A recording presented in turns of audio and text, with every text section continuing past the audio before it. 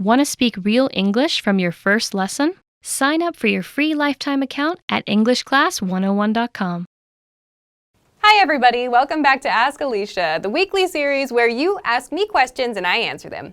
Maybe. First question comes from Sunkara Elia. Hi Sunkara. Sunkara says, I could do it now if you like. What does could mean in this sentence? Does could mean ability in the present or possibility?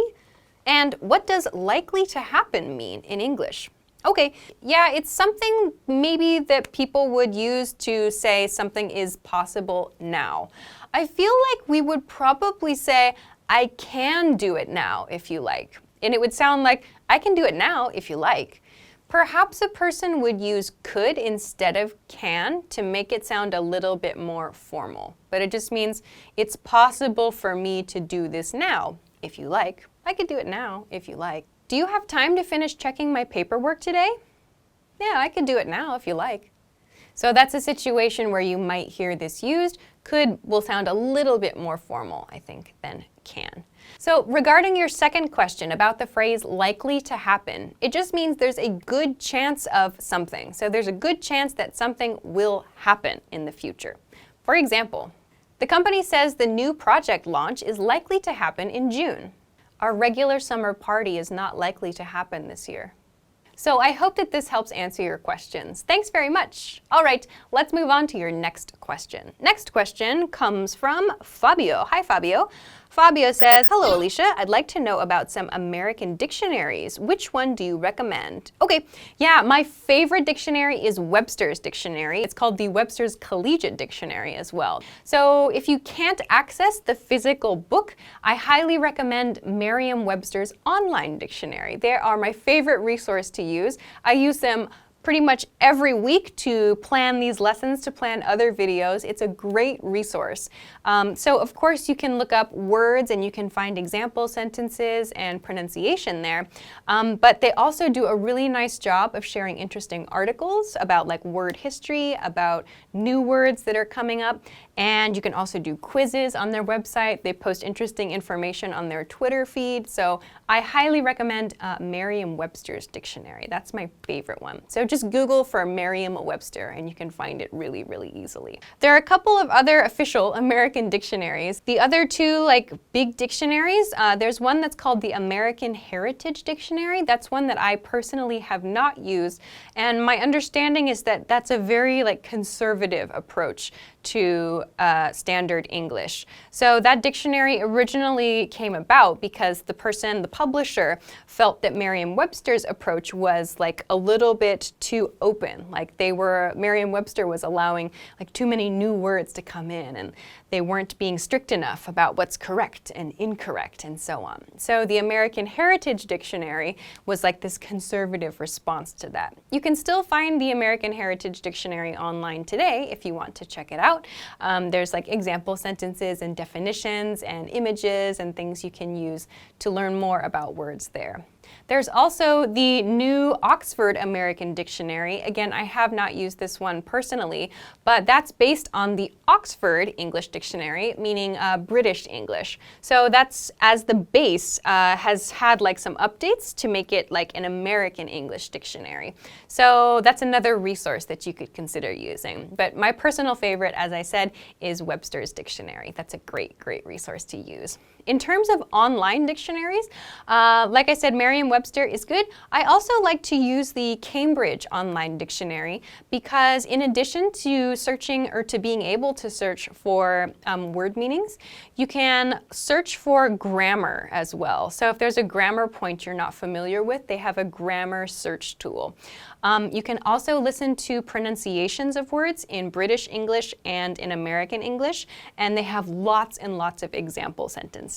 So I use those two probably the most, the American English Cambridge Dictionary and the American English Merriam-Webster's Dictionary. So those are a few dictionaries for you to check out. I hope that that's helpful. Thanks very much for the question. Okay, let's move on to your next question. Next question comes from Aurangzeb. Hi, Aurangzeb. Hope I said that right.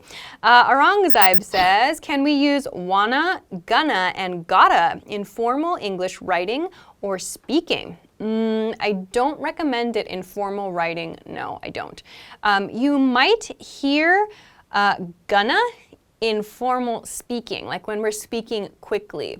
But generally, using wanna sounds too casual. So wanna is the reduced form of want to. And that even just want to, I want to, he wants to, might sound a little too casual. Instead, we would use I would like to in more formal situations. I would like to reduces to I'd like to, I'd like to. Gonna, you might hear it in speech. I would not use it in writing, but gonna is the reduced form of going to, and so that's okay to use. I'm going to, he's going to. Some other things that you could use in place of that are like I plan to or I intend to. So these refer more formally to your upcoming plans. And finally, gotta is the reduced form of got to or have to. So this one is okay to use in the non-reduced form, like I have to do something, that's okay. Got to might sound a little bit too rough. If you want to sound like extremely formal, you could say I have a responsibility to do something. So the short answer is no, I would not use these in formal writing. You can listen to the other people around you to hear if they use these words in speech, because in some cases that might be okay, but in writing I would not do this, no. Okay, so I hope that this helps answer your question. Thanks very much for sending it along. Let's move on to your next question. Next question comes from Zachary. Hi, Zachary. Zachary says, hi, Alisha. I have two questions. First, is there a difference between a bit and a little bit? Second, do you never pronounce the T at the end of a noun if there's an S after the T in the plural form? For example, event, events. Ah, okay. First of all, no, there's not a difference between a bit and a little bit. They have the same meaning. But native speakers often like to extend the sound little to really emphasize how small something is. For example, can I have a bit of cake? Can I have a little bit of cake? So little, like extending that sound, makes it sound like the piece we want is even smaller. It sounds super casual and kind of goofy, kind of funny, but this is how it's used. So the meaning isn't actually any different, but we like to kind of make an emphasis phrase or an emphasis kind of like feel with it. Regarding your second question, we do actually pronounce the T here in events, events. It's not a hard T sound. It's more like a tss. So it's like the tongue touches the back of the teeth quickly and then makes a s sound. Tss, tss. So you can kind of try to imitate the sound of like a cymbal in a drum set. That's the same exact sound. So like events, events, tense, tense, dense, sense, vents. These all end in TS sounds. The T sound is pronounced, but it's just not, it's not events. It's all together. We don't say events. It's all together. Tss, tss, tss. So if I don't make the T sound, it sounds totally bizarre. It sounds like events, events, which would make like a Z sound. So the T is pronounced, it's just kind of softened. Events, events. So practice making that tss, tss sound, and I think that this sound at the end of these words will become a little bit easier to say. All right, so I hope that that helps you, and good luck with your continued pronunciation practice. Let's move on to your next question. Next question comes from Alexi. Hi, Alexi. Alexi says, how correct is the expression, and this weather had been happened, in the sense that sometimes the weather was bad in the past?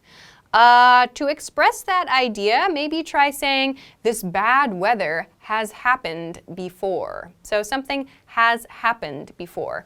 We use has been before a verb in the continuous tense to express like a continuing condition, or we use has been before an adjective to express like a condition, like a recent continuing condition. So like, for example, this bad weather has been going for days, or like the weather has been terrible lately.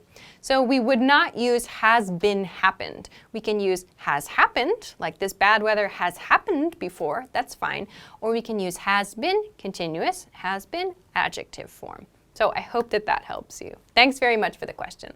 All right, that's everything that I have for this week, so thank you as always for sending your questions. Remember, you can send your questions to me at englishclass101.com/ask-Alisha. Also, if you liked this video, please don't forget to give it a thumbs up, subscribe to our channel if you have not already, and check us out at englishclass101.com for some other things that can help you with your English studies. Thanks very much for watching this week's episode of Ask Alisha, and I will see you again next week. Bye-bye. Want to speed up your language learning? Take your very first lesson with us. You'll start speaking in minutes and master real conversations. Sign up for your free lifetime account. Just click the link in the description.